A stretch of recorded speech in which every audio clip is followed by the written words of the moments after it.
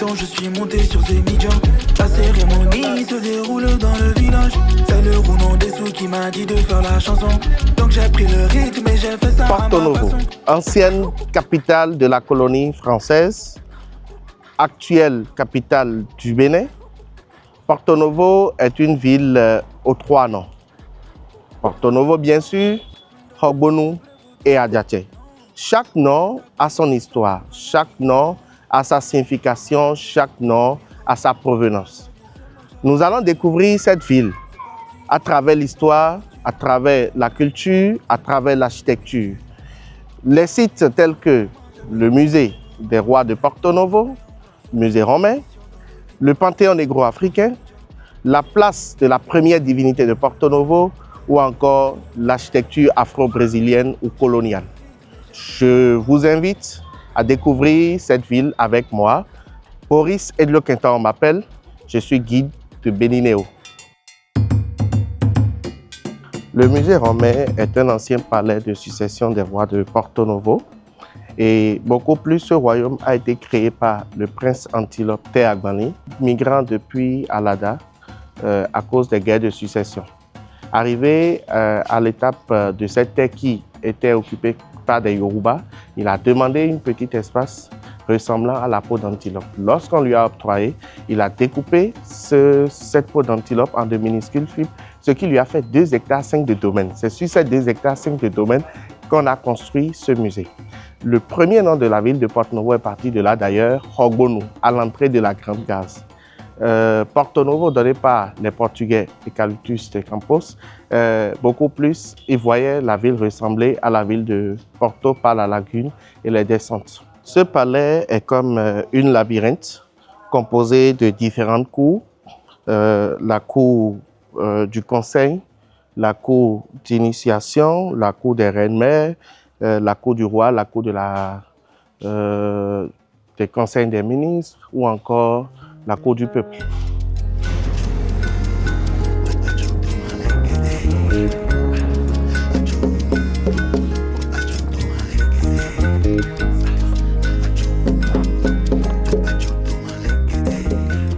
Ici, nous sommes à la place de la femme, de la mère et des enfants. Je vais laisser beaucoup plus Raïssa nous présenter ce site de la première divinité de Porto Novo. Raïssa. Merci, monsieur. Ici, nous sommes sur la plus vieille place Vaudou de la ville de Porto Novo. Et du coup, il a été aménagé par les peuples Yoruba venus d'un village appelé Ningbo dans l'actuel Nigeria. L'histoire de cette place-là est en 2 versions. La première version, c'est pour le peuple Yoruba. Et la deuxième version, c'est pour le peuple Goum venu de Adjatado. Et la première version-là, l'histoire raconte qu'il s'agissait des 3 frères chasseurs de nom Obaganjo, Anata, Akapo, Ogbon, qui quittaient le Nigeria pour venir ici pour chasser, puisqu'à l'époque, la région était remplie d'animaux sauvages. Et après avoir constaté la fertilité du sol et de la présence de la lagune dans les environs, ces deux-là, ils ont décidé de s'y installer définitivement en créant la cité Adjaté. Adjaté qui a 3 noms, Adjaté, Hogbon et Porto Novo. La ville a 3 noms. Et lors de la migration, la femme de l'un des chasseurs était enceinte. Et du coup, arrivée à cet emplacement-là, elle était à terme, très fatiguée et prête à accoucher. Alors, il fallait trouver un endroit sécurisé pour qu'elle puisse accoucher loin des regards des populations. Et c'est en cherchant un endroit sécurisé maintenant que les 3 frères chasseurs ont vu une termitière à cet emplacement-là. Et c'est de là, ils ont l'idée de cacher la reine, mais derrière la termitière pour qu'elle puisse accoucher en toute tranquillité. Et du coup, ils auraient dit à la reine, mais en Yoruba, Bossi Okorombe Kofibimo, ce qui veut dire va derrière la termitière pour accoucher. Okoro veut dire termitière et qui par déformation a donné son nom au quartier Akron, le quartier dans lequel c'est le premier quartier de la ville de Porto Novo. Et c'est ainsi que la ville de Porto Novo a commencé. Et là, il est écrit sur la plaque, là, il y a abîmé son, c'est-à-dire la mère qui a donné naissance à 9 enfants en un seul geste. Il y a veut dire mère, habit naissance maison neuf. Et il y a habit maison dont la forme contractée et est abaissant, c'est-à-dire c'est la première divinité qui se trouve sur ce site. Et c'est un ancêtre Dieu, précisément une femme qui a vécu comme vous et moi et a été déifiée après sa mort. La reine Lê a donné naissance à 9 enfants en un seul geste. C'est pourquoi autour du temple, nous avons la réalisation des 9 têtes de ces enfants et elle-même est représentée en haut du temple. Et le bâtiment a été construit pour faire référence à celle qui était là à l'origine.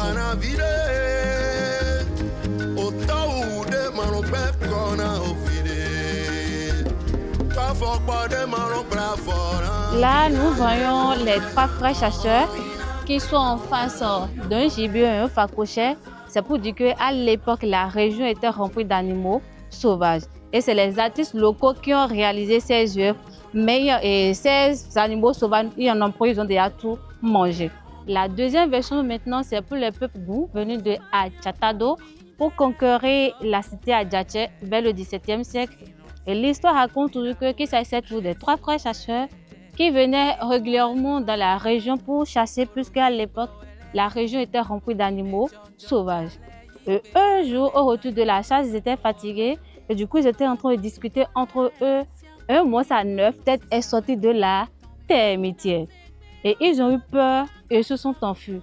Mais l'aîné a eu le courage de questionner le monstre. D'où viens-tu? Que nous veux-tu?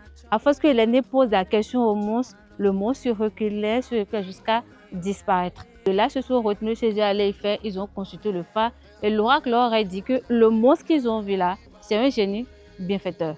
Et de retourner à un endroit où le monstre s'est enfoncé, de construire un temple au retour de la chasse, de faire des sacrifices de temps en temps et ils vont bénéficier de la grâce de ce génie.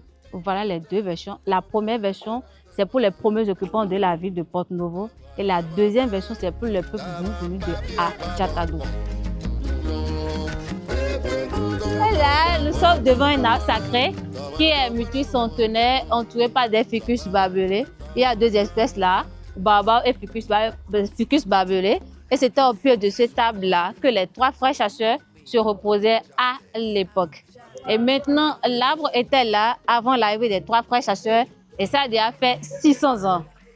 Et c'est un mystère que cette table-là se retrouve au sud. Ça ne se retrouve pas au sud, c'est au nord que ça se retrouve souvent. La continuité de cette route nous mène vers la lagune de Porto-Novo, cette lagune à travers laquelle on peut retrouver les pêcheurs, les maraîchers et la communauté en pleine activité traditionnelle locale.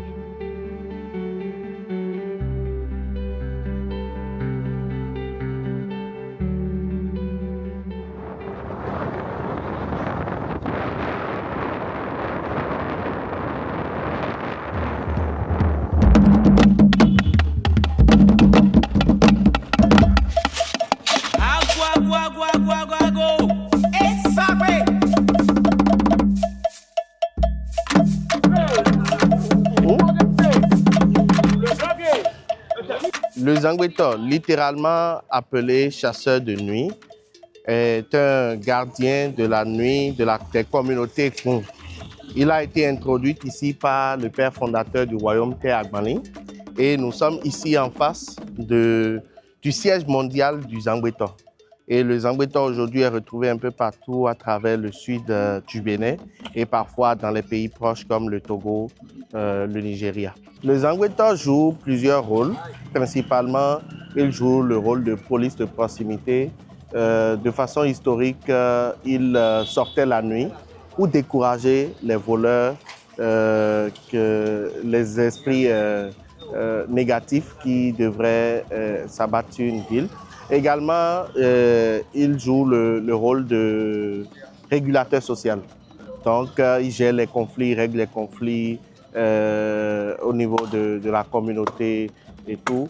Aujourd'hui, ce n'est pas qu'une simple attraction culturelle, c'est beaucoup plus une identité culturelle qu'on retrouve au niveau de plusieurs lieux qui réussit à protéger les lieux naturels, des personnes, des biens et autres.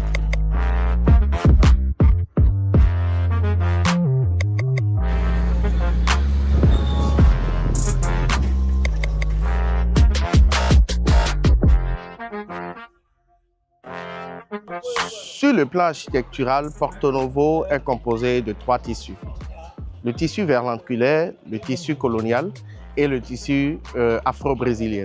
Cette mosquée d'architecture afro-brésilienne est construite entre 1911 et 1935, période après l'affranchissement de certains esclaves. Et cette mosquée est construite pour beaucoup plus répondre aux enjeux religieux de la communauté islamique. C'est inscrit sur le site du patrimoine historique de la ville de Porto Novo.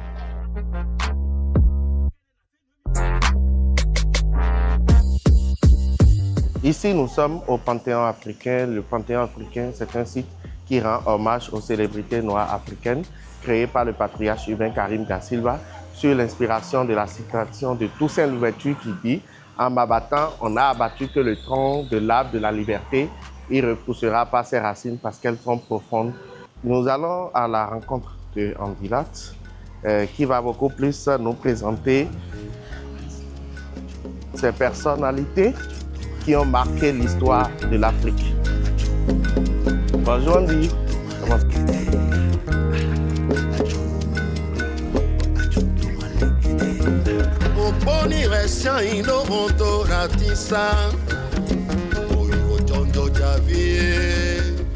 Donc ici, nous sommes au niveau du Bénin et là, vous avez quelques personnalités. En haut ici, c'est M. Hubert Maga qui fut le premier président du Bénin. Il a été élu suite à l'indépendance.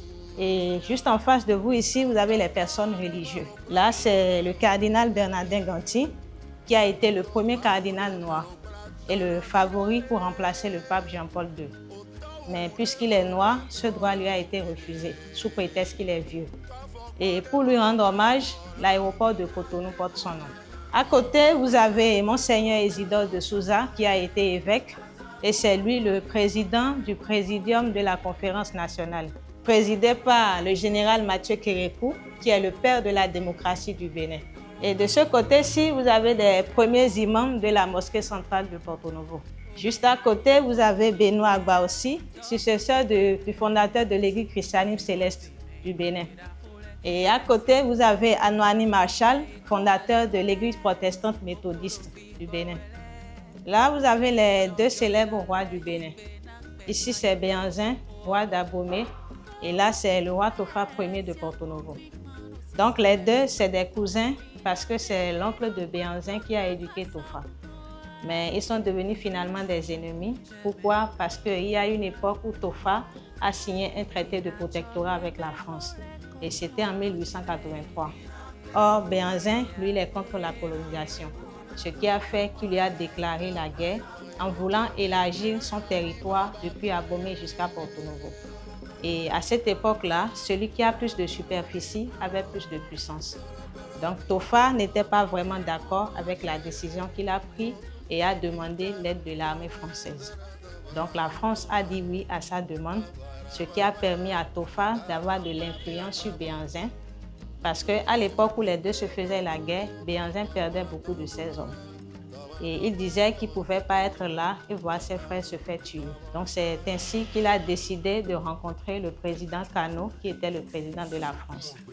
Donc Béhanzin, lui, il a été déporté de Abomey avec son fils pour la Martinique. Donc une fois là-bas, il n'a pas pu rencontrer le président. Donc Béhanzin a voulu revenir sur sa terre natale, ce qui n'a pas été possible. Donc Béhanzin, lui, il a été déporté de la Martinique pour l'Algérie. Et c'est là-bas qu'il a été exilé dans la ville de Brida. Et il est décédé en 1906. Donc ici, nous voyageons vers l'Afrique. Et là, vous avez quelques personnalités du Nigeria. Ici, c'est Obafemi Awolowo, ancien ministre des Finances. Et c'est lui qui a donné le nom Naira à la monnaie du Nigeria en 1973. Donc là, vous avez Thomas Sankara du Burkina Faso, premier président, assassiné aussi. Là, c'est Amadou Hampâté-Bâ du Mali, qui était aussi un grand écrivain, qui dit « Quand un vieillard meurt en Afrique, c'est comme une bibliothèque qui brûle ». Ici, c'est Wangari Maathai. Elle est du Kenya, biologiste dans l'environnement. Et elle a été aussi prix Nobel de la paix. Elle dit « Je ne suis pas sûre de faire quelque chose de bon, mais je suis sûre que vous êtes dans l'erreur. Parce que celui qui fait quelque chose peut se tromper parfois. mais celui qui ne fait rien se trompe toujours. C'est Haïlé Sélassié, le dernier empereur de l'Éthiopie, et c'est grâce à lui que l'Éthiopie n'a jamais été colonisée. Donc en haut, vous avez quelques personnalités du Cameroun. Les 5 personnalités d'en haut, ce n'est que des indépendantistes qui ont été assassinés juste pour donner l'exemple aux autres. Et sur chaque photo, vous allez remarquer le point rouge. C'est des personnalités qui ont été assassinées et considérées comme les martyrs. De ce côté-ci, vous avez Jomo Kenyatta, qui a été le premier président du Kenya, et c'est lui qui a donné le nom Kenya à son pays.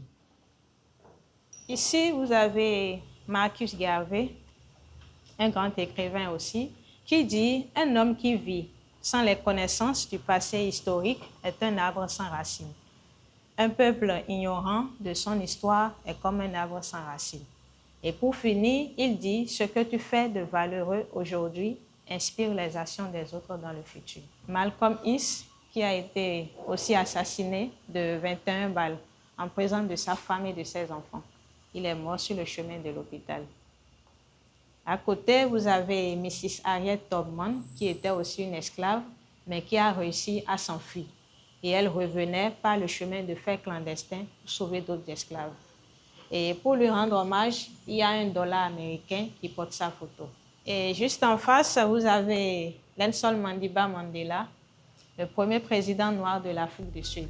À côté, vous avez Aimé Césaire, écrivain et homme politique de la Martinique, le père de la négritude. Là, vous avez quelques présidents du Maghreb. Et en face, vous avez l'ancien président de la Libye, Mohamed Kadhafi, qui a été aussi assassiné.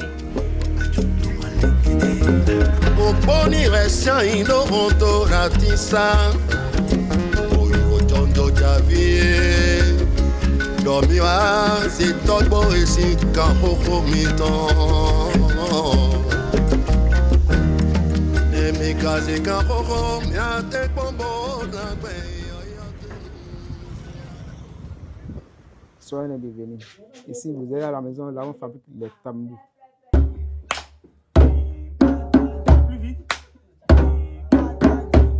Pour fabriquer les tambours, nous avons besoin de bois. Nous avons besoin de 5 types de bois. Nous avons besoin de bois abrapin, le bois samba, le bombas, la cassedra et le bois du tabouret. Et pour commencer par couper des bois, on a besoin de voir les forestiers. Et ils nous donnent un papier pour couper des bois.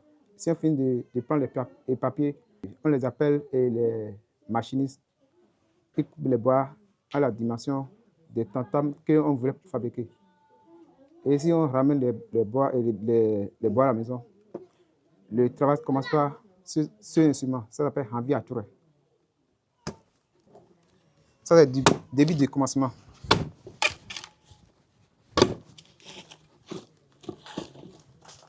Nous avons besoin d'un autre instrument qui s'appelle Hanvi nous partons. C'est ça qui nous aide à donner la forme et tantam que nous voulons fabriquer.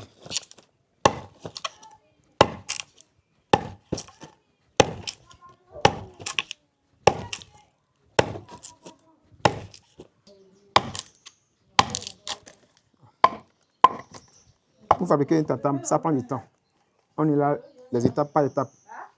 Si on finit de donner la forme, nous avons le couteau pour les rendre lisses. Parce que nous n'utilisons pas le papier verni du rabot. Ça va le couteau, on rend lisse les tantams.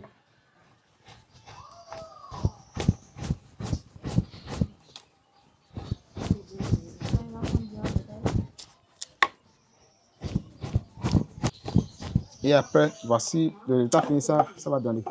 Nous avons un autre instrument qui nous aide à enlever les débris qui sont à l'intérieur.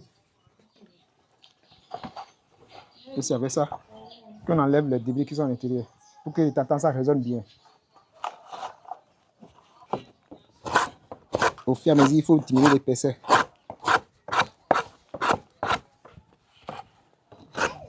Et après,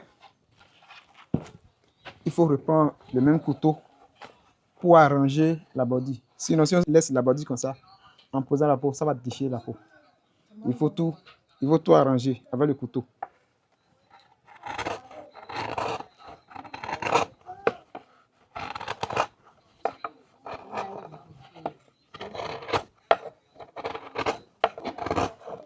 Après cette étape-là, il faut faire sécher le tambour. Au moins quelques semaines. Si ça a les petits tatames, au moins une semaine, ça suffit de séchage. Mais si c'est un grand tambour, comme qui est derrière de moi, 1 mois, 2 mois, 3 mois, ça dépend de la taille et la grosseur. Et au niveau des peaux, nous avons la peau de cabri, la peau de vache, tigre, bœuf, etc. Au niveau des djembés, comme cela, nous avons 3 cerceaux, ouais, un cerceau en bas, et c'est emballé avec les tissus. Et après, il faut faire les nœuds. Les nœuds qui sont en bas là, c'est ça qui est en haut ici encore. Et après, il faut poser la peau sur le tantam et couvrir avec les cerceaux.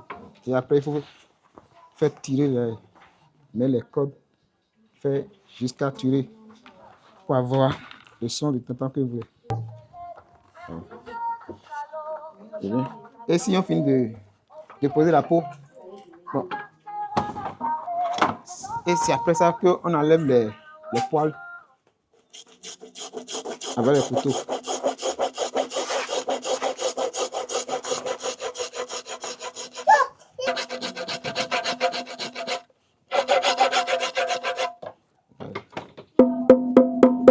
Maintenant, c'est prêt. Et après ça, c'est les décorations que ça se reste. Et les décorations, ça se fait avec toujours le couteau.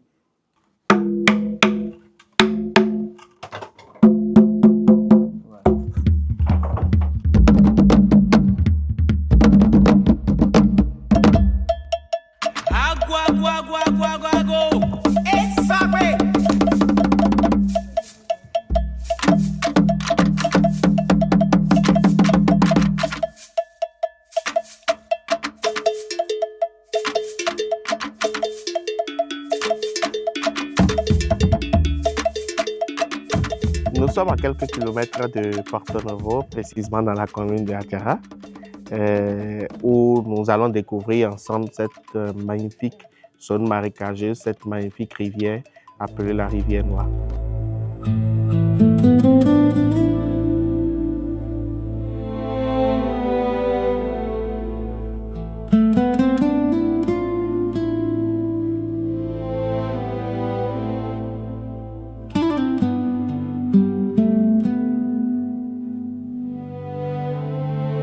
La rivière Noire a un cours d'eau naturel situé dans la commune de Adjara, qui se retrouve dans une zone marécageuse qui est partagée entre 2 pays, le Bénin et le Nigeria. La plus grande partie se trouve du côté du Bénin, avec plus de 300 km de long partagé entre 5 localités environ, Adjara, Afrankou, Akom, Isrété, Ifani ou encore Porto Novo.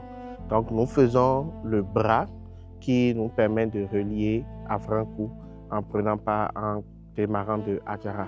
Et cette zone marécageuse nous permet en fait de faire à la fois la découverte entre la végétation et la faune. Donc c'est beaucoup plus dominé par les palmiers. On peut apercevoir de gauche à droite. Les palmiers participent pleinement à l'économie locale ici, puisque les branches passant par le tronc, on utilise un peu de tout pour pouvoir dans l'activité quotidienne de cette communauté. Par exemple, quand on prend les branches de ces palmiers, on fait les tôles végétales avec, donc les toitures des bâtiments, on fait les meubles en raffia, donc les tables, les bancs, les tabourets, ainsi de suite.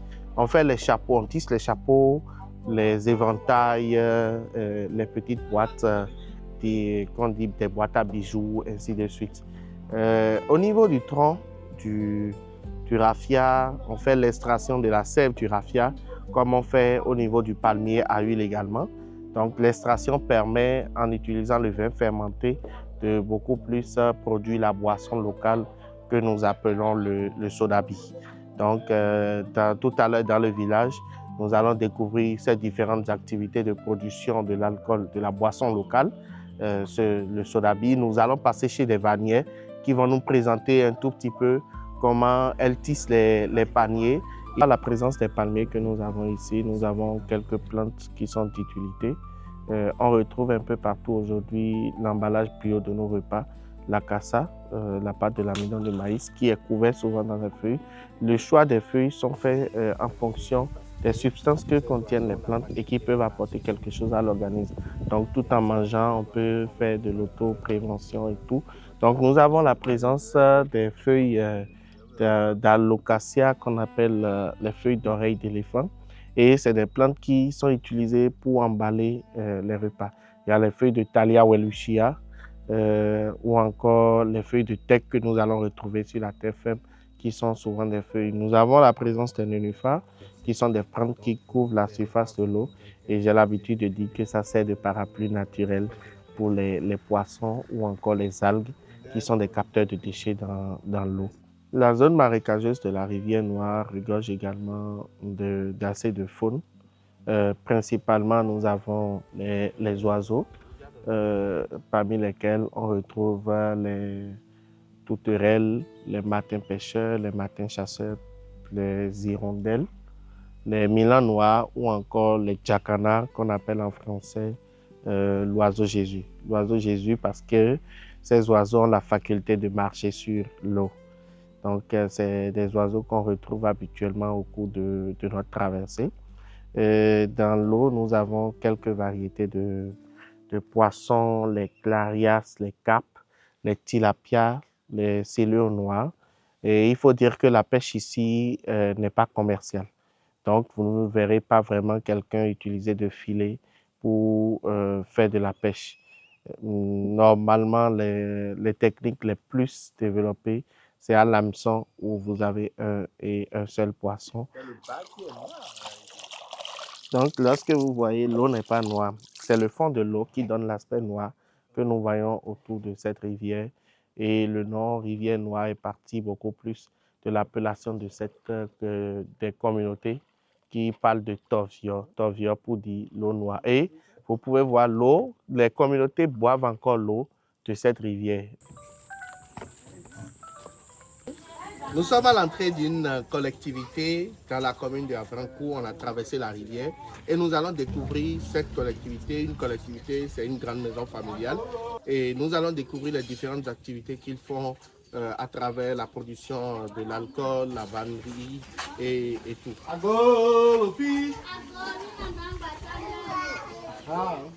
Nous sommes dans un atelier, dans une usine en quelque sorte de production d'alcool local. La boisson qu'on appelle le sodabi. Il y a tout un processus pour pouvoir produire le sodabi, partant déjà de la collecte de la sève au niveau des palmiers raffia. Et cette sève est laissée fermenter pendant quelques jours. Et c'est cette sève qui sera mise dans ce dispositif de tonneau préparé et par vapeur, on va obtenir de l'alcool ici. Lorsque nous arrivons dans une maison, dans une famille, la première chose qu'on nous sert, c'est de l'eau. Après l'eau, on nous sert de la boisson. Donc, l'aîné de la famille qui produit l'alcool nous accueille nos visiteurs également comme ça. Elle nous laisse de l'alcool pour qu'on puisse déguster l'alcool qu'elle produit ici. Donc, nous allons passer à l'étape de dégustation de l'alcool, le sodabi, le vrai sodabi. Donc, lorsqu'on prend le sodabi, il faut penser aux ancêtres, il faut servir aux ancêtres. On ouvre, on se sert et on sert les ancêtres de façon très simple, par 3 fois. Il faut le goûter et on le boit.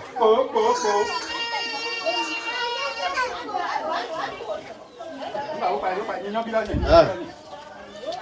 Alors, lorsqu'on boit de l'alcool, il faut foncer un peu la mine. C'est beaucoup plus fréquent dans notre quotidien parce que souvent les enfants sont à proximité. Et donc pour que les enfants ne fassent pas les mêmes gestes que nous, on fonce la mine un peu pour qu'ils voient que c'est amer, ce n'est pas une boisson pour les enfants. Oui,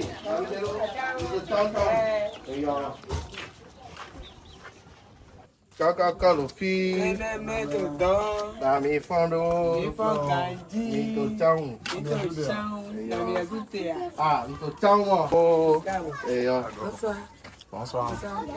Alors ici nous sommes dans un atelier de vannerie On tisse les paniers, les boîtes à bijoux, les chapeaux, les éventails, les nattes, un peu de tout ce que nous voyons ici.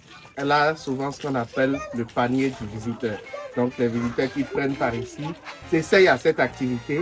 On voit ceux qui réussissent le mieux dans cette activité.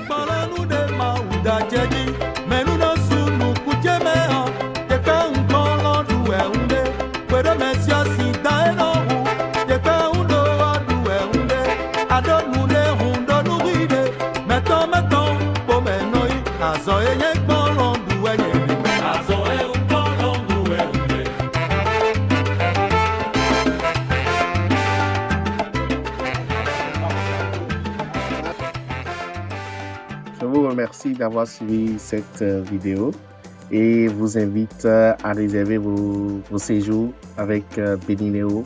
Vous découvrirez toute la splendeur qu'il y a à Porto Novo et ses environs, à Djara, la rivière Noire. Merci beaucoup.